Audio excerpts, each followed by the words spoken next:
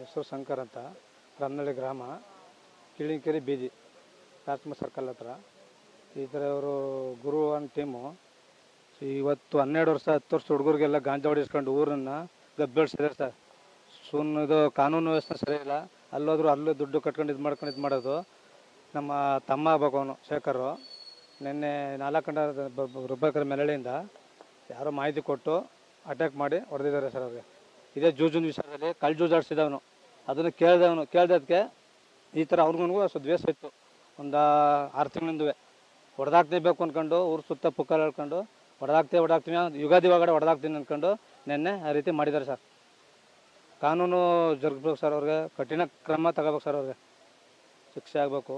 ಅದನ್ನು ಕೈ ಮುಗಿದು ಕೇಳ್ಕೊತಿದ್ವಿ ಅಷ್ಟೇ.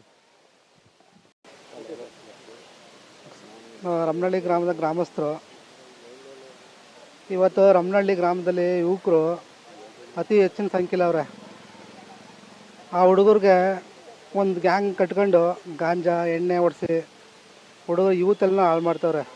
ಈ ವಿಚಾರವಾಗಿ ಏನು ಶೇಖರ ಏನು ಕೊಲೆ ಆಗೈತೆ ಏನು ಆ ವಿಚಾರವಾಗಿ ಹಿಂದೆ ನಾವು ಹೋಗಿ ಮಾಹಿತಿ ಕೊಟ್ಟಿದ್ದೋ ಪೊಲೀಸ್ನವ್ರಿಗೆ.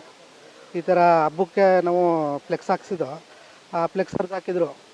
ಆ ವಿಚಾರವಾಗಿ ನಾವು ಪೊಲೀಸ್ನವ್ರಿಗೆ ಮಾಹಿತಿ ಕೊಡ್ತೀವಿ, ಸರ್ ಹಿಂಗೆ ಫ್ಲೆಕ್ಸ್ ಹರಿದು ಹಾಕವ್ರೆ ಅಂತ. ಆ ವಿಚಾರಕ್ಕೆ ಸಂಬಂಧಪಟ್ಟಂಗೆ ಅವ್ರು ಮಾಹಿತಿ ಕೊಟ್ಟರು, ಯಾವುದೇ ರೀತಿ ಕ್ರಮ ತಗೊಂಡಿರಾಕಿಲ್ಲ. ಹಿಂದೆ ಶೇಖರನ್ಗೂ ಮತ್ತು ಏನು ಗುರು ಅಂತ ಏನು ಟೀಮ್ ಐತೆ ಅವ್ರಿಗೂ ಹಿಂದೆ ದ್ವೇಷ ಇತ್ತು. ಸುಮಾರು ವರ್ಷಗಳಿಂದ ದ್ವೇಷ ನಡೀತಾ ಇತ್ತು.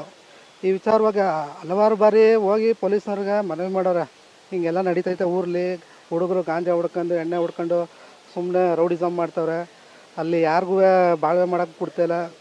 ಎಷ್ಟೋ ಸಾರಿ ಮನವಿ ಮಾಡೋರೆ ಪೊಲೀಸ್ನವ್ರಿಗೆ, ಅದು ಯಾವುದೇ ರೀತಿ ಕ್ರಮ ತಗೊಂಡಿಲ್ಲ. ದಯವಿಟ್ಟು ಅವ್ರಿಗೆ ನಾನು ಈ ಒಂದು ಸಂದರ್ಭದಲ್ಲಿ ಮನವಿ ಮಾಡ್ಕೊತೀನಿ, ಇಂಥವ್ರನ್ನೆಲ್ಲ ಮಟ್ಟ ಹಾಕಿ.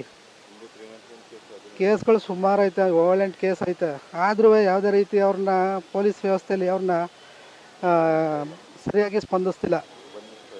ಆದ್ದರಿಂದ ದಯವಿಟ್ಟು ನಾನು SP ಸಾಹೇಬ್ರಿಗೆ ಮನವಿ ಮಾಡ್ತೀನಿ, ದಯವಿಟ್ಟು ರಮ್ನಳ್ಳಿ ಗ್ರಾಮದಲ್ಲಿ ಗಾಂಜಾ ಎಣ್ಣೆ ರೌಡಿಸಮ್ ಅತಿಯಾಗೈತೆ, ಅದನ್ನು ದಯವಿಟ್ಟು ಕಡಿವಾಣ ಹಾಕಿ ಗ್ರಾಮದಲ್ಲಿ ಶಾಂತಿ ಸುವ್ಯವಸ್ಥೆನ ಕಾಪಾಡಬೇಕು ಅಂತ ನಾನು ಈ ಒಂದು ಸಂದರ್ಭದಲ್ಲಿ ಮನವಿ ಮಾಡ್ಕೊತೀನಿ.